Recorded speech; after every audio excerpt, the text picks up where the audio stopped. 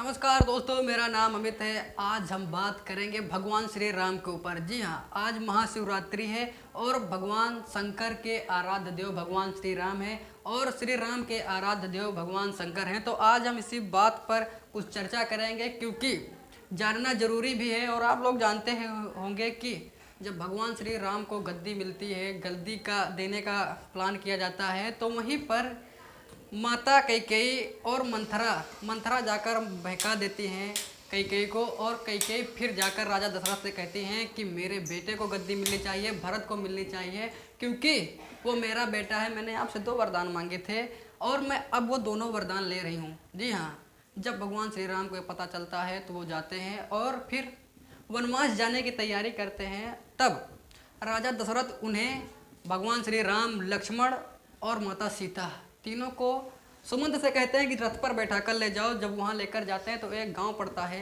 अयोध्या के आगे, उसका नाम है श्रृंगबेरपुर। जी हाँ, वहीं तक रथ से जाते हैं। उसके बाद भगवान श्री राम सुमंत से कहते हैं कि रथ आप ले जाइए, हम लोग यहाँ से पैदल जाएंगे। फिर आगे क्या होता है मैं आपको ज़रूर बताऊँगा।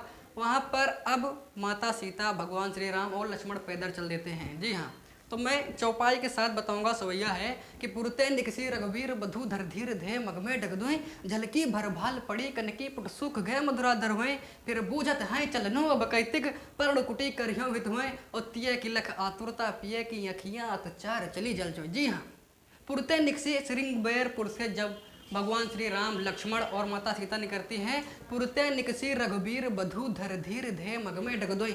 सीता माता धीरज रखते हुए धीरे धीरे अपने कदमों पर जमीन पर रखती हैं। जी हाँ, क्योंकि माता सीता कभी इतना पैदल चली नहीं, तो वही जब धीरज धरते हुए आगे आगे बढ़ रही हैं। लेकिन वहीं पर कहा गया है कि पुरते निकसी रघुबीर बधु धर धीर धे मगमे डगदोई। जैसे 2 कदम रखती हैं, जैसे 2 कदम आगे बढ़ाती हैं, उसके बाद क्या होता है, पुरते निकसी रघुबीर बधु धर धीर धे मगमे डगदोय, झलकी भर भाल पड़ी कनकी। जी हाँ, थोड़े 2 ही कदम चलते हैं, तैसे माता के भाल मतलब होता है मस्तक, मस्तक पर कनकी के समान।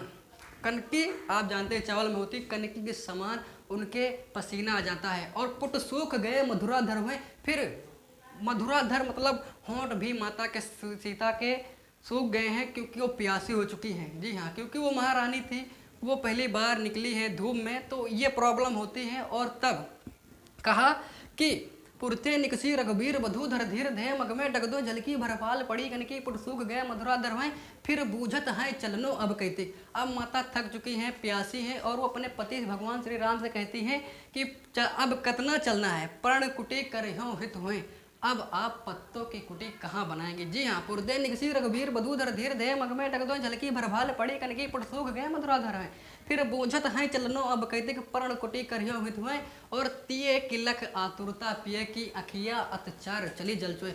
इतने में तिये की लख आतुरता पिए की भगवान श्री राम जब माता सीता को देखते हैं तो उन्हें रोना आता है। तिये किल्लक आतुरता पिए की अखियाँ अतचार चली जल चुए। जब माता सीता इस तरह से कहते हैं कि अभी मुझे कितना चलना है और पर्ण कुटी आप कहाँ बनाएंगे, तो भगवान श्री राम पहले माता सीता को देखते हैं, उनके प्रेम को जानते हैं, फिर रोने लगते हैं, अखियाँ अतचार चली जल चुए। जी हाँ, ये बहुत ही प्रसंग है, इसमें तुलसीदास ने लिखा था, तो मैंने सोचा कि आपको बता दूँ, क्योंकि आज महाशिवरात्रि है। चलिए मैं अपने वीडियो कहीं पर ख़त्म कर रहा हूँ। बहुत बहुत धन्यवाद।